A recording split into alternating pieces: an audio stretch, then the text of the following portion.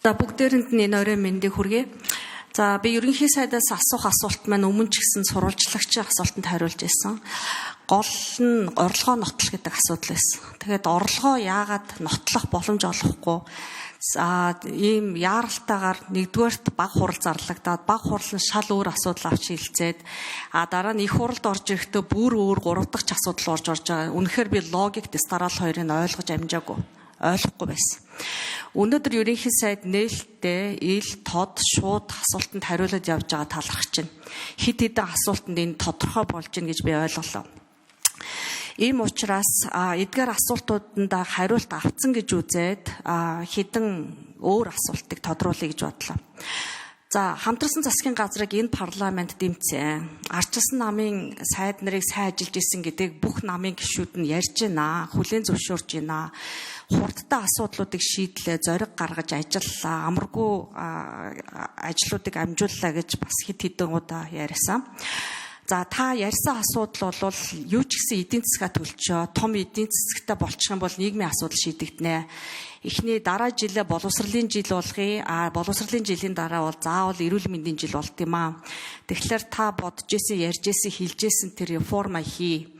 Нийгмийн эрүүл мэндийн асуудал бол 50% нь эрүүл мэнд тусламж үйлчилгээгээс гадуур байдаг. Салбар дундын асуудал байд юм аа гэж ярьсны дараа салбар хоорондын уялдааг хангах гэж үндэсний хороо байгуулад энэ дээр нь над шиг хүмүүс салбарын төлөөллийг оруулж ажилласан.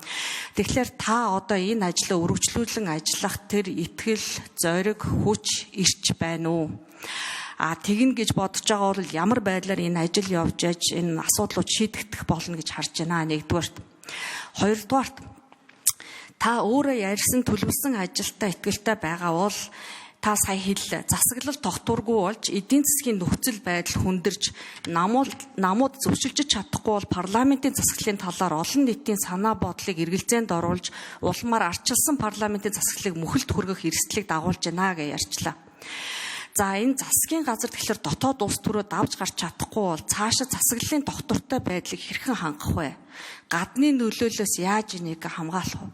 Яаж та оруулж ирсэн энэ legacy, эмэгтэйчүүдийн квотыг ихсгсэн тоо, салбарын төлөөлөл, энэ жагсагчид, энэ залуучуудыг энэ итгэл үнэмшлийн та одоо яаж төрүүлж, яаж цааш нь өргөжлүүлж явъя гэж бодож байна.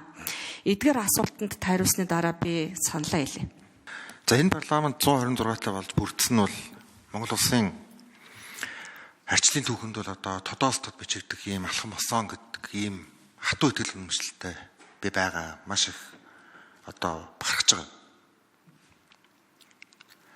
Зөвхөн тойргоо сонгогдсон гишүүд биш, нийгмийн сегментийг төлөөлсөн олон дуу хоолой орж ирсэн нь энэ парламентын хамгийн онцлог зүйлээ. Тийм учраас мэдээж дөнгөж одоо 10 сар болж байна. Парламент өөрөө хэлбэршин бас төлөвшөж байгаа ийм цаг хугацаа гэж би бодож байгаа. За 126-тай парламентод маш их хүндэлтэй хандж байгаа учраас миний хувьд өнөөдөр илэн далангуу бас энэ ярих энэ зүйл маань өөрөө бас парламентын одоо арчилд оруулж байгаа миний өчүүхэн хувь нэмэр гэж би бодож байгаа. Тэрнээс учир битүүлэг чимээгүй за одоо ингээд явчихыг би бас хүсээгүй.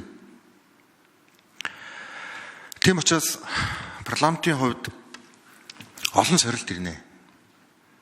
За дэлхийн маш их хуваагдмал болчлоо. Дэлхийн том гүрнүүд өөрийн бодлогоо ирээ зэргүй тулгадаг болчлоо. Тэр өнөөдөр байтугай сорилтыг Монголын парламент даван туулах өдөр ирнэ. Тийм учраас бид нар асуудлаа юу ч болсон ил тод ингээд шийдлээ гаргадаг л байх хэрэгтэй. Парламентын хувьд мэдээж одоо ерхий сайдын хувьд хамтрсан засгийн газар зөв гэдэгт би хатуу итгэл үнэмшилтэй байгаа. Ягаад гэвэл эдийн засгийн хүнд байгаа учраас би тэгж бодоод байгаа шүү. Парламентын хувьд олонх шиг цөөнх шиг байж мэтгэлцэн болж хяналт тэнцэл байж асуудлыг шүүмжилж тэр асуудал нь өөрөө ил тод байдлыг хангаж явах ийм алтан дүрмийг би өргөж бас дэмждэг. Тийм учраас батлуут гишүүний бас хэлээд байгаа үнэн.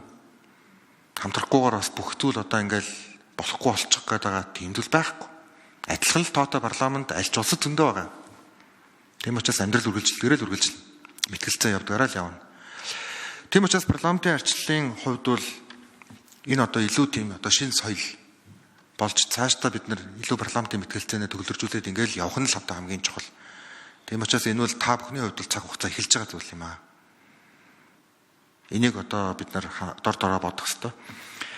Миний өнөөдөр орж ирж тайлбарлаж байгаа энэ зүйл юу вэ гэхээр шинэ 126 та парламентын нөгөө анхны бүрдүүлсэн засгийн газар нь 1 жил болоогүй учраас би жоохон санаа зовж байгаа. Санаа зовж байгаа. За дээрэс нь энэ маань өөрөө нийгэм бас буруу дуруу ойлголт өгөөд за цаашдаа одоо та хэд маань өнөөдөр ямар ч шийдвэр гардаг бай. Засгийн газраас илүү за нэг ингэсэн тэр тэгсэн тэр мэдлэхгүй өнгөрчлөө орж ирсэнгүй ингэсэнгүй тэгсэнгүй гэдэг ийм деталаас илүү том зургаар нь энэ бол бидний бүрдүүлсэн засгийн газар ийм агуулгаар ингэж хандхан зүйтэй гэдэг яг энэ зүйлийг нь бас дэмжих нь нэг үрлэл бид нар хамтдаа нэг завин дээр байгаа шүү гэдгийг би бас хэлэх нь зүйтэй болоо гэж бас бодсон. Хин нэгэн сайд болно. Сайд болсон хүн завгүй болно. Бүхэнтэй уулзаад яваад ах цаг бас сайдд байдгүй. За ингээл асуудал эхэлдэг. Энэ өөрөө одоо бас парламентын арчлалыг ингээд нэг жоохон тийм утгагүй харагдуулаад авах бас нэг зүйл энэ байдаг. За одоо тэгвэл ингээд хингүүл тэгнэ гэдэг. Тийм учраас экспертүүд жагсаалтаар орж ирсэн олон залуучууд та бүхнээс би өнөөдөр намайг дэмжээч гэж би ерөөсөө гоохгүй. Би ганцхан зүйлийг хүсэн тэрний юу гэхээр энэ жагсаалт зөв байсан гэдэг нийгмийн дүгнэлтийг л та бүхэн 28 он гэхэд үлдээж өхийг л би хичээнгүлэн хүснэ.